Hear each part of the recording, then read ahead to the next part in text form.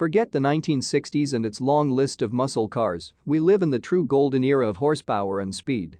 Never before has there been so many cars on sale that make so much power and go so fast.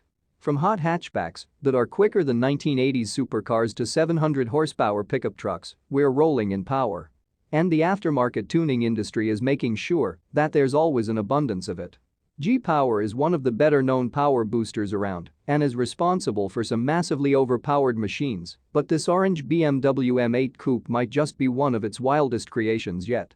The BMW M8 is a popular platform for tuners around the globe, and even BMW itself can't help but tinker with this sports car.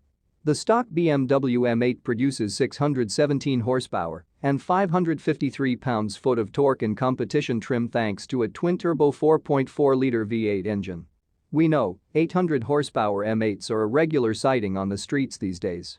For its G8M Hurricane RS and RR series, the company implements hardware and software changes, including a pair of upgraded turbochargers, forged pistons, thicker connecting rods, reinforced drivetrain parts, and extra cooling. The downpipes are also replaced, and sport catalytic converters are fitted.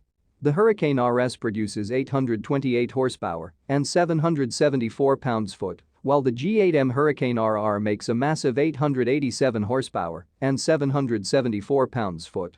That massive power increase raises the top speed of the M8 to 211 miles per hour, which the company says is only limited due to the type of tires the M8 runs.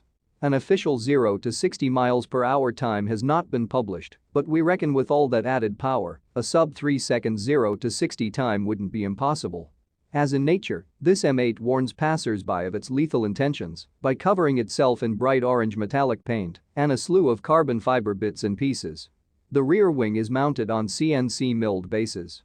G-Power fits its cars with 21-inch forged alloy wheels and thick 295/30 ZR21 tires at the rear.